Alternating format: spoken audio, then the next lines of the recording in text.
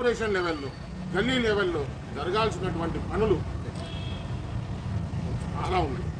ఉన్నటువంటి వ్యక్తి పెద్దలు గౌరవనీయులు రేవంత్ రెడ్డి గారు ఇటీవల కాలంలో గత 2 రోజుల క్రితమే ఆయన నిజామాబాద్కు వచ్చి ఆయన పబ్లిక్ ఉద్దేశించి పబ్లిక్ మీటింగ్లో మాట్లాడిన విషయాలన్నీ మీకు తెలుసుకున్నాయి. ఆయన అందులో కూడా చెప్పింది ఒకటే, ఇవాళ మనకు గల్లీలో పని కావాలనంటే అది చిన్న పనే కానీ, రోడ్డు పనే కానీ, హాస్పిటల్ పనే కానీ, ఏదైనా ఇబ్బంది అయినా సరే, ఏ ఆఫీస్లో అయినా సరే, లోకల్లో కార్పొరేషన్ లెవెల్లో ఒక పేదవాడికి పని ఉంటే ఫ్లైట్ టికెట్ వేసుకోవడం, ట్రైన్ టికెట్ వేసుకోవడం, ఢిల్లీకి ఓడు గల్లీలో ఉన్న లీడర్కే చెప్పుకుంటాడు. కాబట్టి గల్లీలో ఉండే మీకు ఎప్పుడు 24 గంటలు అందుబాటులో ఉండే ఏకైక లీడర్ ఎవరు అంటే అది కార్పొరేటర్. కార్పొరేటర్ అనే వ్యక్తి మనకు గ్రామాల్లో సర్పంచ్ లాంటివాడు. మొన్న సర్పంచ్ ఎలక్షన్స్లో కూడా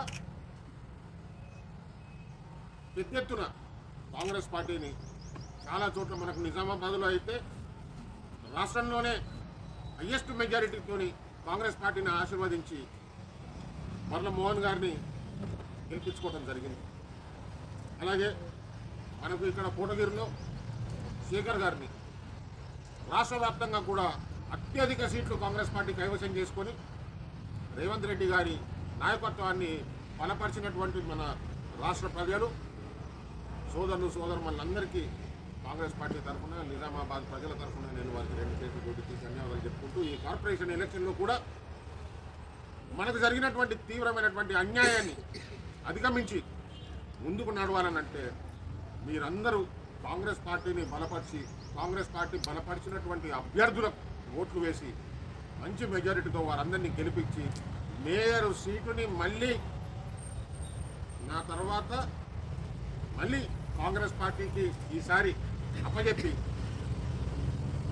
కాంగ్రెస్ క్యాండిడేట్ని మేయర్ సీటు కూర్చోబెడతారని నేను మనస్ఫూర్తిగా కోరుకుంటా ఉన్నాను.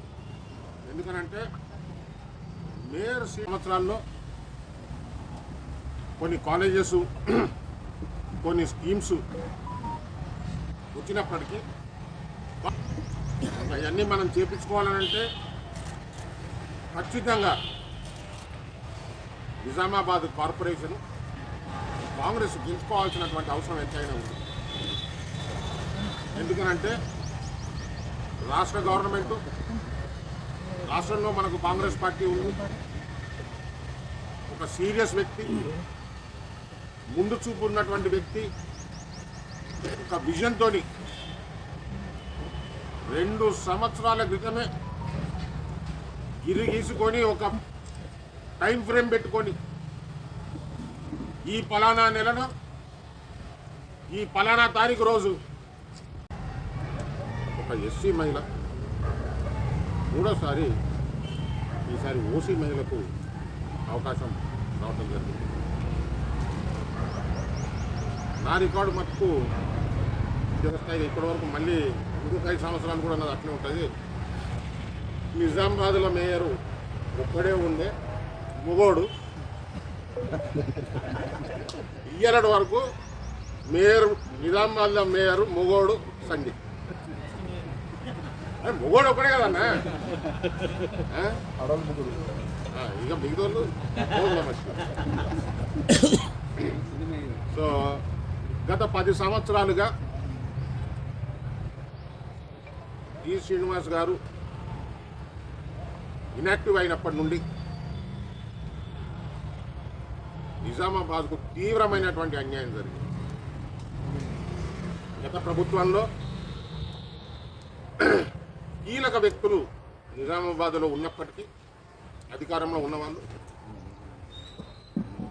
హైకమాండ్తో సత్సంబంధాలు ఉండి దగ్గర సంబంధాలు ఉన్నప్పటికీ కూడా జరగాల్సినటువంటి న్యాయం నిజామాబాద్ పబ్లిక్కి జరగలేదు. అప్పట్లో కాంగ్రెస్ హయాంలో ఈ శ్రీనివాస్ గారు ఉన్నప్పుడు జరిగినటువంటి అభివృద్ధి కార్యక్రమాలే ఈ రోజుకి అలాగే ఉన్నాయి.